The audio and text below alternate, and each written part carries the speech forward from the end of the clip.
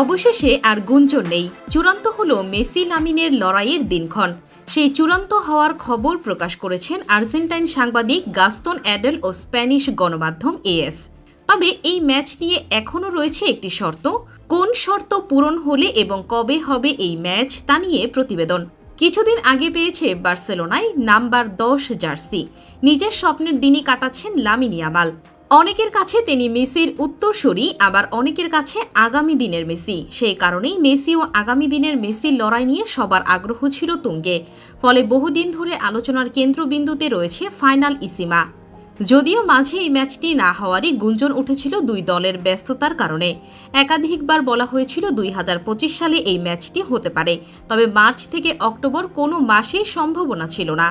ম্যাচটি হওয়ার ফলে উঠেছিল প্রশ্ন, তবে কি মাঠেই গড়াবেন আর এ আসর?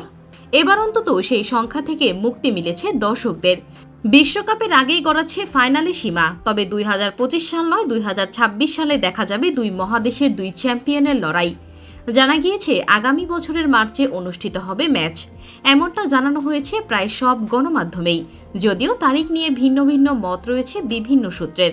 আর্জেন্টিনার সাংবাদিক গাস্তন অ্যাডেল জানিয়েছে 17 বা 25 মার্চ হতে পারে ফাইনালে সীমা।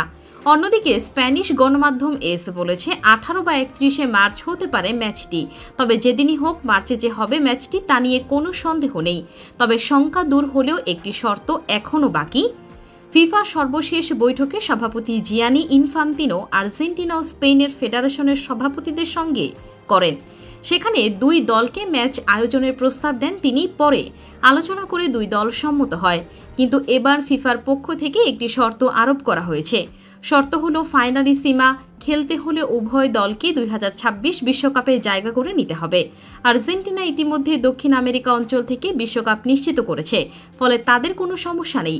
কিন্তু স্পেনের ক্ষেত্রে এখনও নিশ্চিত হওয়া যায়নি, কারণ তাদের বাছাই পর্ব এখনও শুরু হয়নি। স্পেন খেলবে জর্জিয়া, বুলগেরিয়া ও তুরস্কের বিপক্ষের গ্রুপে। প্রথম হলে সরাসরি যাবে বিশ্বকাপে, দ্বিতীয় হলে খেলতে হবে প্লে অফ, দ্বিতীয় না হলে প্লে অফের মাধ্যমে সুযোগ পেতে পারেন তারা। তবে স্পেনের সাম্প্রতিক ফর্ম অনুযায়ী তারা গ্রুপ সেরা হওয়ারই ফেভারিট। কিন্তু যদি কোনোভাবে তারা দ্বিতীয় হয়, তবে মার্চ মাসেই প্লে অফ খেলতে হতে পারে। আর ঠিক সেখানেই ভেস্তে যেতে পারে ফাইনাল সীমার সম্ভাব্য তারিখ। সবকিছু মিলিয়ে চূড়ান্ত হয়েও হলো না ফাইনাল সীমার সময়। তবে সবকিছু স্বাভাবিক থাকলে আগামী মার্চে দেখা যাবে লামিন আর মেসির মুখোমুখি লড়াই।